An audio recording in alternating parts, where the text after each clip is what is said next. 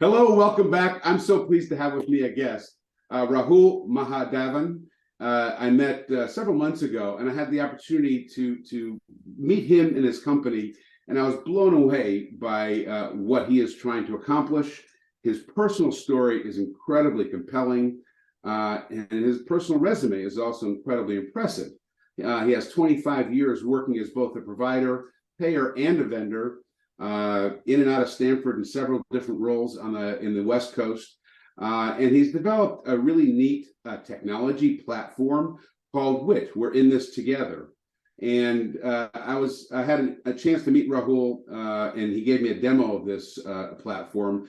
But what's more interesting is his personal story and how he came to this, to being where we are today. We talked a lot. Our last guest was Laura Abrams. We talked a lot about diversity, equity, inclusion in clinical trials. And so the theme of patients that are being left behind is what we're talking about today. And how do we make sure that we can take care of those patients that are left behind? So Rahul, welcome to our program, and thanks so much for joining us today. And why don't we start out by just telling us your story, how you ended up here in the first place, because that's, to me, is the most interesting part of this.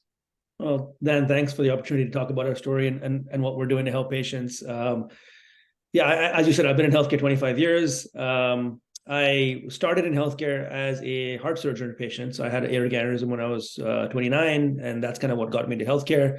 As you said, I've been on the payer side, the vendor side, and the provider side over the last 25 years. And we've always talked about the patient, right? Every time, anyone who gets into healthcare is always thinking about the patient. About 2 years ago, I was diagnosed with stage 3 borderline stage 4 prostate cancer. And as I went through my own personal journey, I saw a lot of patients who were choosing to either delay treatment or not do treatment because they didn't have the non-clinical support they needed at home to get them through the treatment. And at that time, I was actually working for Berman Medical Systems, which builds equipment to treat cancer patients. And I remember telling my CEO, I said, listen, Varian saved my life. I was planned on one of their machines. I was treated on their software. I said, but it only works because I could get on the couch to be treated, right? And there's so many patients out there that we talk about that will never have the opportunity to get on the couch to be treated, right? And so what are we doing to really think about a solution, especially for those who are underserved, underrepresented, who may not have the resources that you and I have as folks. So the genesis of WiTT was through, as I went through my own journey and meeting patients in hospitals and in chat rooms and so on and so forth, just hearing story after story of patients who said, I'm either not going to treatment tomorrow because I don't have somebody to walk my kids, or, I missed an appointment because my bus never showed up and I don't have money to take an Uber.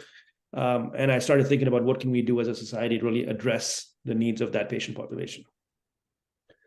Well, it's quite impressive, and I hope everybody takes a chance and goes and looks at the website and watches the explainer video, because I think that explains it best how it works. But in essence, it's Caring Bridge meets GoFundMe. But I think what's more important is the support aspect of it, in terms of, and I think one of the things that came across to me is the non-financial aspect of the platform is really what patients need just as much, if not more, than the financial support. Things like walking the dog, and these little things, these little life barriers, are barrier to treatment, as well as, if you're looking at a clinical trial, it's a barrier to getting a really diversified inclusion clinical trial. Yeah. So when I, a lot of the stories I heard when I was going through treatment was patients saying to me, listen, we need help, but we don't want to ask our friends and family to help us because we don't want to be a burden or an imposition to them, right? And I had the same issue. I didn't need financial support, but I went to the gym every day after treatment to make sure that I was, staying mentally fit. And there were days where I decided to leave the gym and not do treatment because I didn't have someone pushing me to kind of focus on my own treatment. And so the idea behind WiTT really came about by saying, how do you really help patients destigmatize this asking for help, right? And how do you make it easy for them to ask? And on the flip side, how do you make it easy for those that want to support the patient to know what the patient needs, right? One of the questions I used to hate getting asked was, I'm sorry you're going through what you're going through. Tell me what I can do to help, right? And I would never know how to answer that question. And so this idea of WiTT came about by saying, how do we take the stigma of asking and make it really easy for a patient? And if you think about a wedding registry or birth registry, when you get married, you have kids. you don't think about the cost of what you're putting on your registry, because you're not asking Dan or Rahul to buy you anything. You're just saying, listen, if you want to come to my wedding or you want to get something for my child, here's my registry. You decide how little or how much you want to do. So the idea for WiTT was saying, what if we take that same concept and apply it to patients? So allow a patient to kind of create a support registry for themselves of financial needs and non-financial needs. And then let them take the best of crowdsourcing and allow them to share that registry with as many people as possible, so that they can use the village that they know to support them as they go through their journey, right? And, as you said, especially for underserved and vulnerable populations who don't have a lot of support given, this allows them to kind of get a community around them to support them. And it's especially true from I met patients who didn't even know they were eligible for clinical trials. And they're the patients that I think most clinical trial groups are looking for: diverse, underserved, non-Caucasian, who just never, one, thought they were eligible, or two, if they were eligible, didn't know how they could stay on the trial because they had all these other issues they were dealing with that had nothing to do with the treatment they were getting. Right. Help me understand the psychology of the stigma, because that's really the crux of the matter, and how WiTT helps blunt that stigma. Yeah. So, I mean, most patients need help, but we don't want to be a burden or an imposition on those that help us, right? I mean, I worked for a cancer company. I had enough people in the company who would have dropped anything they were doing to help me go through treatment. But as a patient, I knew they were busy with their own lives. They were busy with their own families. They're busy with their own work. And what I didn't want to do is ask someone face to face and then feel like they had to say yes because I was asking them face to face, right? And so I tended not to ask, right? And so this idea of using a platform that allows a patient to ask for whatever they need without naming a person to give it to them, but more importantly, making that visible to the entire group that would want to support them but just didn't know how.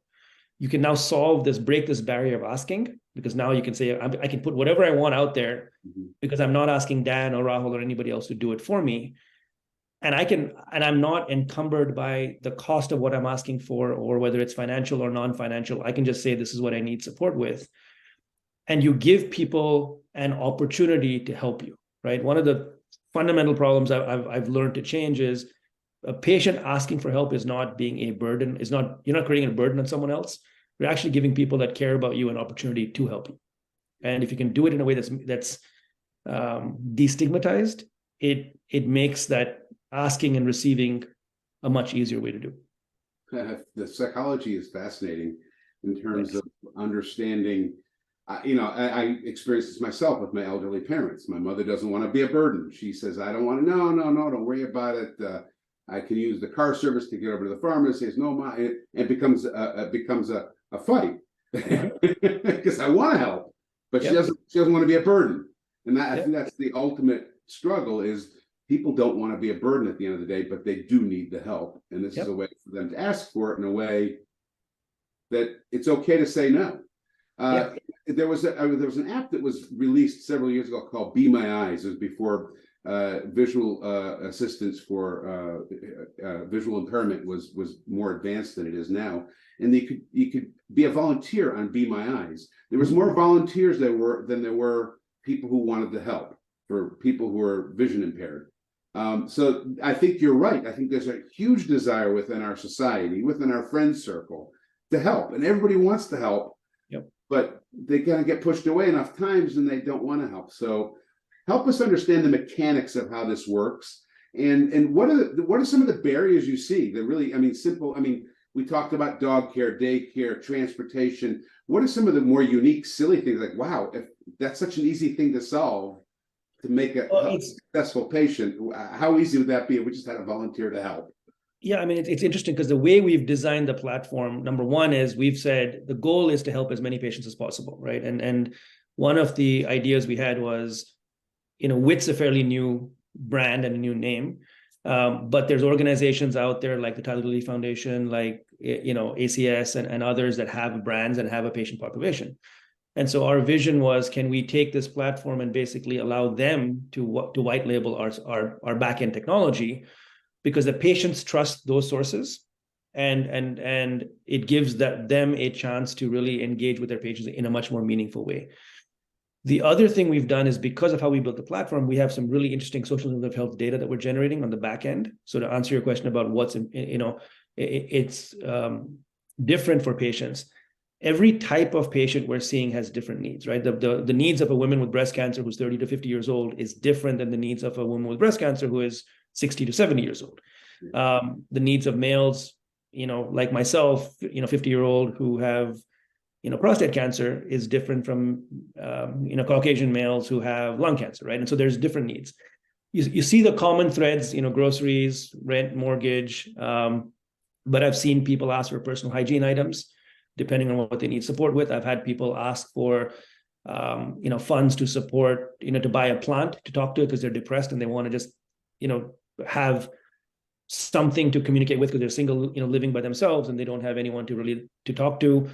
Dog walking is a big thing. I've had people ask for childcare. We've seen people ask for, fillings for their teeth because chemo has affected their dental issues.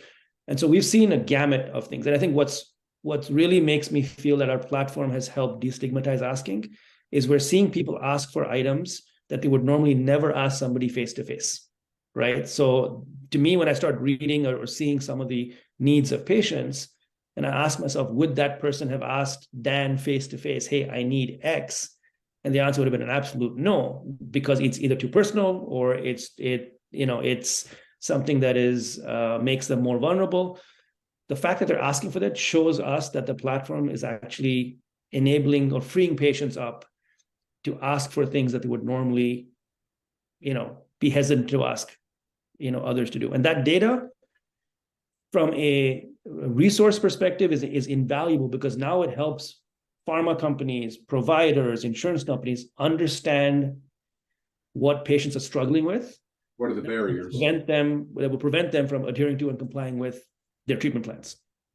Right. Let's talk about that, and because it really does come down to compliance and staying on treatment. Mm-hmm. In the clinical trial space, there's a lot of money tied up in getting patients in, and not as much money is used to try and keep patients in. How could a tool like WiTT help address some of the patient issues, the barriers that patients see in regular treatment that they could apply to clinical trials as well? And the data that comes out of that as well, I think, would be valuable to any clinical trial. Absolutely. I mean, so on the one hand, our platform helps with recruitment for clinical trials specifically, right? So we for any patient that signs up on the platform, we can identify whether they want to be approached by a pharma company for a trial that they're on. Not that they will get admitted to the trial, but at least they can be recruited and seen if they're eligible for the trial. But what's really interesting for us is, because patients, we don't ask or do surveys on patients on ask them, tell me what you need, but we're just saying, go ahead and create your support registry of things you need help with. We can now tag every single need a patient needs to a ethnicity, to a disease type, to a stage, to any one of those demographic factors, right? So we can now say, if you're doing a clinical trial and you're targeting 40 to 50-year-old African-American women with stage 2 breast cancer, we can tell you what that population needs help with as they go through their journey. So not only can we identify the needs of patients as the voice of the patient as you design protocols for clinical trials, but when someone is in a clinical trial, we can give pharma companies and others insight into what the barriers may be for those patients that say, if you can address 2 or 3 of these barriers, the likelihood of them adhering to and complying with your clinical trial goes up significantly, right? And so now you can not only drive recruitment, but you can drive adherence and retention on the trials, which is invaluable for, one, the patient, because it improves outcomes, but also for the I think barrier identification to treatment success is, I think, one of the new buzzwords that I hear being bantered about, because barriers to success have always been, for 20 years, 2 decades I've been in this business, we've been talking about barriers to treatment success. If a platform like WiTT it is, I think a platform like WiTT is illustrating is that barriers to success are probably more not in the medical side than they are in the medical side.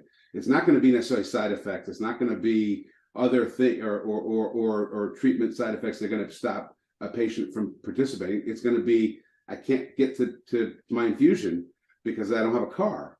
It's going to be like, I don't have someone to take care of my child, so I can't finish the protocol. Yep. Or I don't have enough money to put groceries on my table, or so. And that's really what we started.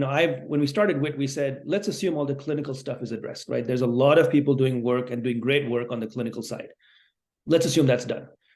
There's a whole bunch of issues on the non-clinical side of care that fundamentally impacts a patient's ability to follow through on stuff, right? I met patients who missed appointments because they would take the bus from their house to the treatment center, bus didn't show up, missed their appointment. Couldn't stay the whole time they needed to stay at the hospital because they needed to get back to pick up their kids from daycare, and there was nobody else to pick up their kids. Now, all of these are non-clinical challenges that a patient faces as they go through treatment.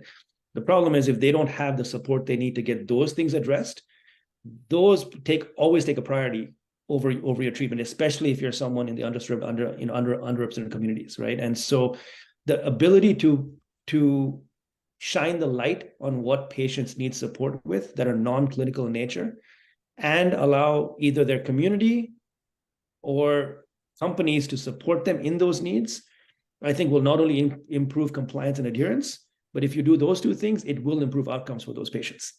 At the end of the day, it's about outcomes. And it is all about outcomes. That's really what pharma companies are interested in. I think the focus, I think we've gotten really good at creating really good medicines. Mm-hmm.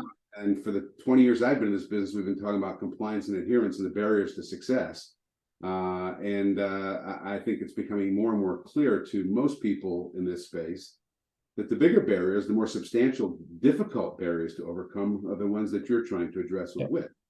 Yeah. And, Dan, for me, I've been in healthcare 25 years, like I said, we talk about the patient all the time, right? But it's not until I actually was a patient and I went through my own cancer journey and I met patients who were struggling. I mean, there were days where I don't want to drive to the hospital to get treatment, right? I was exhausted, but I didn't ask my wife, who was sitting in the house with me, because she was busy with work. And even though she would have done it in a second, I sucked it up and I ended up driving, right? And I had the luxury of doing that. What about a patient that is going through, anal cancer and takes the subway in New York for 30 minutes to get to appointments and would love to have taken an Uber just because it's more comfortable for them to get from their house to treatment, right? And so I've heard those stories over and over again, which is why we started with. Yeah, the corporate sponsorship opportunities as you go through the patient journey, Uber and all these things, and there's so many obvious corporate sponsorship opportunities for the community to participate. Absolutely. But at the end of the day, I think the data that comes out of this could be incredibly valuable to improving outcomes, because if we can identify barriers, we can identify protocols, not medicines, but protocols that are more likely to succeed based on the stuff you're talking about. Absolutely. Fascinating stuff. The patient aspect of this, the patient support aspect of this, it just thrills me. I don't get a chance to meet people like you very often in this space that really do care about the patient. So thank you for your efforts, because I think you can have a really big impact. And I look forward to learning more about WiTT and learning more how about to deploy WiTT in the marketplace. And I encourage everybody who's watching to go to the website, which is wittforever.com. So please go visit and feel free to reach out to Rahul if you're interested in learning more. Yep. Rahul, thank you so much for joining us today. It's been an absolute pleasure, and I look forward to speaking with you again really soon. Thank you, Dan. Appreciate it. Thanks for the opportunity. Great. All right. Take care.